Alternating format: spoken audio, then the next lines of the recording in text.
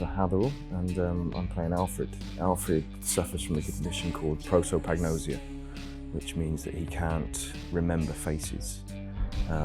Obviously this is a debilitating condition, and in the film he is the only witness slash suspect to the murder of his best friend. Inspiration for this theme came from a Dutch TV series called Man bij de Hond, Man Bites the Dog. And it was an item about a veterinarian who actually had this disease, and he wasn't able to recognize his own children and his wife. It's just very difficult. You know, they could walk down the street and walk past their mother and they don't recognize their mother. I mean, if you can't recognize the people that you know and love so much, and you know so well, it's just impossible to sort of really build this intimacy. Eventually I had to find a way of telling this disease through a conventional story. And so a large part of the film takes place in the interrogation room with maybe 1 or 3 detectives. And it's about him trying to convince them that he suffers from this condition, that he isn't guilty of the crime. Yeah, and it's about the battle to sort of get an understanding of his condition across. So my character gets very frustrated with him because he can't, at first he doesn't believe him because it sounds so far-fetched, because before the film I personally had never heard of the disease, and my character, as the inspector, had never heard of it. So first he thinks that the Alfred, the suspect, is lying. And when he says that he describes seeing somebody at the scene of the crime who might potentially have done the murder but yet can't describe him, and also makes me very suspicious that this guy Alfred is potentially the killer himself.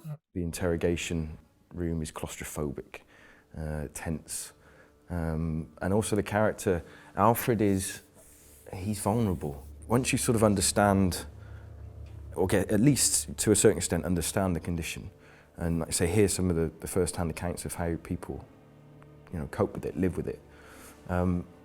For me, it's then applying that to how Alfred is, and as I say, he's quite a vulnerable but romantic character. Deep down, he's got this longing to be loved and for connection and intimacy. So that's his struggle, yet he knows his condition obviously disables him from making these intimate relationships, creating these intimate relationships. Julia is a friend of Alfred. They've been friends for years. She knows about his condition and she helps him with that. She keeps her hair the same way, she wears the same perfume, and they've been friends for a long time, but there was a point when they were lovers.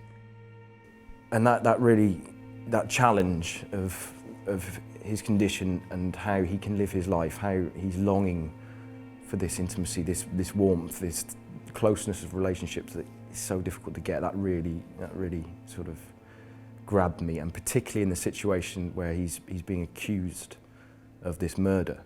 There was a nice conflict there between being vulnerable, but yet he's got to be strong and really and quite forcefully, explain and make the detectives believe that he did not do this. Right. So yeah, it's very interesting. I think it's a very exciting script, a very well-written script. There's a lot of suspense. The characters are well defined, there's really good interaction, there's some nice tension. What I always look for if I'm going to be involved in a film is that it's a good story, well told.